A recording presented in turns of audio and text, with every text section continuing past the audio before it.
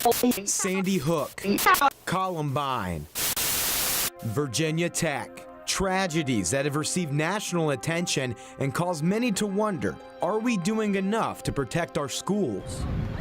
Safety in the classroom is often on the mind of Mary Angela Rubin, a mother of 3 who lives in Henrico's West End. It's very unfortunate and very sad that at this day and age, this is what parents are having to consider when they're choosing an area to live in. She loves the schools that her children attend. I have absolutely no concern with what they do for student safety. But historically, mass shootings have happened at schools where parents have least expected them. It's one reason why a Virginia congressman has spent the last few years advocating for a new technology he believes could be a game changer and a lifesaver. Imagine in 1 second, boom, 1 second, you know it's a gunshot, you know where they are. In 2016, when Representative Scott Taylor was still in the Virginia General Assembly, he sponsored a bill that would have required the plans for all new schools to include active shooter gunshot detection systems.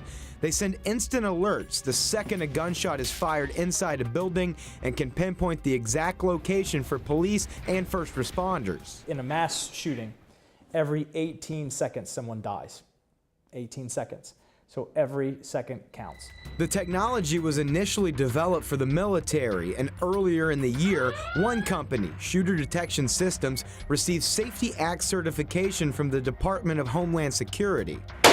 SDS tells CBS 6 their technology relies on both acoustic and infrared sensors. They pinpoint where the flash and sound of a gunshot originated in a building within milliseconds. But it's in Virginia.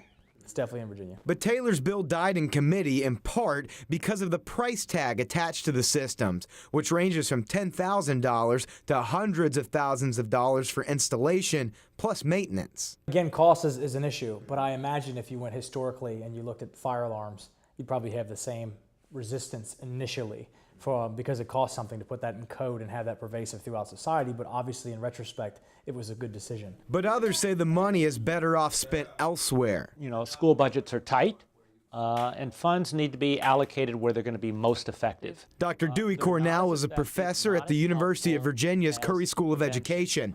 He says gunshot detection systems are not cost-effective or practical because school shootings are extremely rare.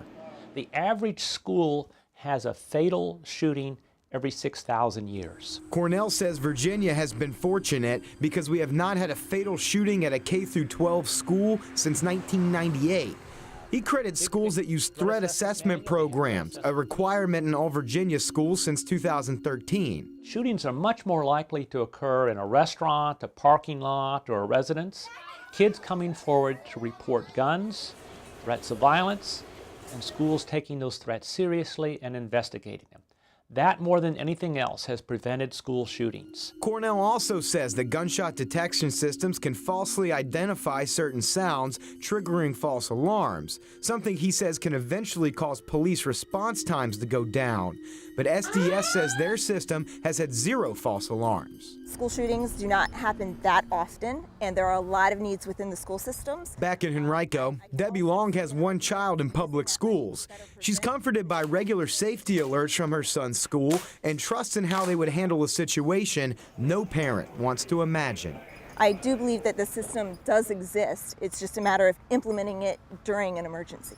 Taylor says he and his aides will look into the potential of school grants, and they may redirect funds or find a pot of money that could be used by Virginia schools to help pay for these systems. SDS says their footprint in Virginia right now includes 1 private school in Hampton Roads and several other buildings throughout the state. For the Problem Solvers, I'm Jake Burns.